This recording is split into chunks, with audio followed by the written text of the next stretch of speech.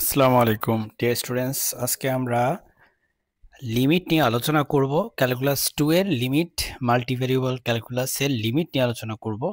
আজকে আমরা ভ্যারিয়েবল কিভাবে সেপারেবল করতে হয়, দুইটা ফাংশনকে কিভাবে সেপারেবল করে কিভাবে লিমিট ফাইন্ড আউট করতে হয় সেটা দেখব। তোমরা নিশ্চয়ই দেখতে পাচ্ছ যে এই ম্যাথটা, আমি একটা ম্যাথ করলাম এখানে, এবং যদি সময় থাকে তাহলে হয়তো স্ফেরিক্যাল মেথডও করব আমরা। তবে জানি না ভ্যারিয়েবল সেপারেবল করে ফাংশনগুলোকে সেপারেবল করে করার পরে আর সময় থাকবে কিনা। সো তোমরা এখানে দেখতে পাচ্ছ যে কিভাবে আমরা সেপারেবল করে এই ম্যাথটা করতেছি। আমি চলো একটু তোমাদেরকে বোঝানোর চেষ্টা করি।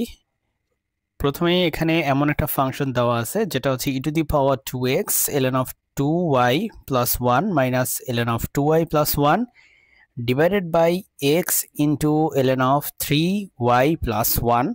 এটা কিন্তু 0/0 ফর্মে আছে। সেটা কিভাবে আমরা বুঝবো? যদি আমরা x এর লিমিট 0 এবং y এর লিমিটও 0 যদি বসিয়ে দিই, তুমি যদি এখানে যদি বসিয়ে দাও তাহলে দেখবা উপরে 0 চলে আসে এবং নিচেও তুমি 0 পেয়ে যাবে। আর যা আমরা জানি যে 0/0 হচ্ছে একটা ইনডিটারমিনেট ফর্ম, এবং এরকম ইনডিটারমিনেট ফর্ম আছে 7টা, এবং সেই 7টা ফর্ম আসলে আমরা আসলে ম্যাথমেটিক্যালি সেগুলোকে বলি ইনডিটারমিনেট। এখন আমরা হচ্ছে ফাংশনগুলোকে সেপারেবল করব। উপরে থাকা ln of 2x plus 1 2y plus 1 এটাকে আমরা কমন নিয়ে নিব। কমন নিলে আমরা এখানে থাকবে e⁻2x, আর এখান থেকে আমরা একটা 1 পাবো। সো এটা হয়ে যাবে e⁻2x minus 1 into ln of 2y plus 1, আর নিচে যা আছে সেটা তো তাই থাকবে, কোনো পরিবর্তন হবে না। এ পর্যায়ে আমরা এখানে e⁻2x plus 1 minus 1 divided by x এটাকে আমরা এক পাশে রাখবো, আর ln of 2y plus 1 divided by ln of 3y plus 1 এটাকে আমরা আলাদা করে ফেলবো।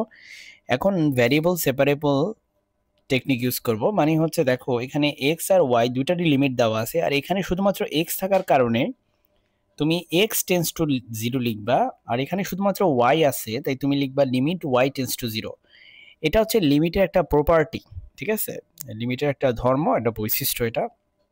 এখন আমরা এই যে এটাকে আলাদা করে সলভ করব, এটাকে আলাদা করে সলভ করব, দুটাকে আলাদা করে সলভ করে আমরা হচ্ছে এখানে জাস্ট রেজাল্ট দুটাকে গুণ করে দিব, এই যে এইভাবে গুণ করে দিব। চলো আমরা কিভাবে সলভ করি একটু দেখি। আমি এল হসপিটালস ল ইউজ করছি। এটাকে আসলে এল হসপিটালস বলে, অনেকে লাপিতালস ল বলে, যেটাই তুমি বলতে চাও সমস্যা নেই। তো তুমি লাপিতাল ল ছাড়াও এটা কিন্তু করতে পারো, এটা তোমার ব্যক্তিগত চয়েস। এখন যদি একটু খেয়াল করো, এখানে e⁻2x minus 1 এটাকে তুমি লাপিতাল যদি ল ইউজ করো, সেক্ষেত্রে তুমি জানো e⁻2x এর ডিফারেন্সিয়েশন হয়ে যাবে 2 ইন্টু e⁻2x, আর 1 এর ডিফারেন্সিয়েশন সিম্পলি হচ্ছে 0। আবার নিচে তোমার লব বা ডিনোমিনেটরে আছে x কে তুমি ডিফারেন্সিয়েশন করলে তুমি পাবে 1। সুতরাং তুমি দেখতে পাচ্ছ যে এখানে e⁻2x minus 1 এর পেয়ে গেলে 2 ইন্টু e⁻2x, আর নিচে x এর পেয়ে গেলে 1। এখন তুমি কি আর ডিফারেন্সিয়েশন কন্টিনিউ করবে? লাপিতাল ল অনুযায়ী ডিফারেন্সিয়েশন যদি একবার করলে আরো একবার করা যায়, আরো একবার করা যায়, মানে অনেকবার ডিফারেন্সিয়েশন তুমি করে যেতে পারো কনজিকিউটিভলি। আর কন্টিনিউ করার দরকার নেই, কারণ নিচে কিন্তু 1 কে আবার যদি ডিফারেন্সিয়েশন করো তাহলে কিন্তু তুমি পেয়ে যাবে 0, আর সেটা তুমি নিশ্চয়ই চাও না, কারণ সামথিং ডিভাইডেড বাই 0 অসংজ্ঞায়িত। সুতরাং আমাদের উপরে থাকে 2 ইন্টু e⁻2x, আর 2 ইন্টু e⁻2x এ x টেন্স টু কিন্তু 0। সো এখানে যদি তুমি 0 বসাও মনে মনে, তাহলে e⁻0 হয়ে যাবে এটা, আর e⁻0 মানে 1, তার মানে 2 ইন্টু e⁻0 মানে হচ্ছে সিম্পলি 2।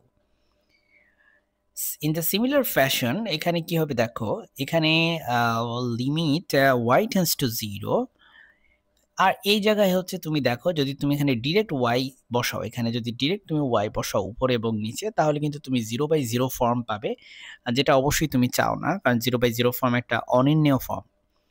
এখন আমি আবারও লাপিতাল র ইউজ করছি। এখানে লাপিতাল র ইউজ করলে আমরা এখানে দেখতে পাই যে উপরে ln of 2y plus 1 এটার ডিফারেন্সিয়েশন করলে আমরা পাবো হচ্ছে 1/2y plus 1, আবার 2y plus 1 এর ডিফারেন্সিয়েশন করলে হয় হচ্ছে 2।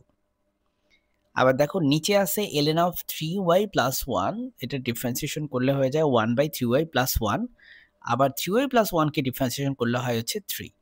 তুমি বলতে পারো স্যার একবার ln of 2y plus 1 K differentiation করে আপনি পেলেন এটা, আবার আপনি 2y প্লাস 1 কে ডিফারেন্সিয়েশন করলে 2 কেন পেলেন?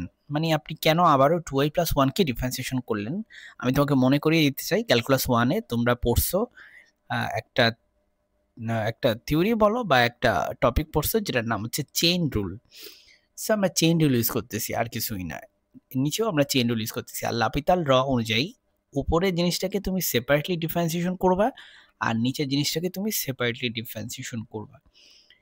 এখন তুমি যদি একটু খেয়াল করো, এখানে আছে, নিচে আছে 1/3y, যেটা তোমার উপরে চলে যাবে, আর 2y প্লাস 1 এটা তোমার নিচে চলে আসবে। আর এই যে 3 আর এই 2, এই দুইটাকে তুমি হচ্ছে কাজ করতে পারো, 2/3 কে সামনে লিখতে পারো তুমি এভাবে। সো এবার আমরা y টেন্স টু 0 এটাকে বসাবো। y টেন্স টু 0 যদি বসাই, তাহলে এখানে তুমি পাবা হচ্ছে সিম্পলি 3 ইন্টু 0 প্লাস 1, আর এখানে তুমি পাবা 2 ইন্টু 0 প্লাস 1। এই ক্যালকুলেশন আমি বিশ্বাস করি তুমি পারবা করতে। সো তুমি এটা করে ফেলবা, এবং the moment you put y tends to 0, you basically omit this limit sign, এবং তুমি পেয়ে গেলে 2/3। আচ্ছা, তাহলে এখান থেকে তুমি পেলে 2, আর এখান থেকে তুমি পেলে 2/3। এই দুটাকে তুমি এখন কোথায় বসাবা? তুমি এখন এখানে 2 বসাবা, এখানে বসাবা 2/3। সো আমি সেটাই করছি, এখানে 2 বসাইছি, এখানে 2/3 বসাইছি। আলটিমেটলি 2 টাইমস 2 ইজ 4 আর 3। সো এটার অ্যান্সার হচ্ছে কত? 4/3 এটা অ্যান্সার। সো তোমরা কিভাবে সেপারেবল টেকনিকে সলভ করতে হয় সেটা দেখলে। আমি আজকে ভিডিওটা আর বড় করতে চাচ্ছি না, পরবর্তী টেকনিকটি আমরা নেক্সট ক্লাসে আলোচনা করব। আসসালামু আলাইকুম।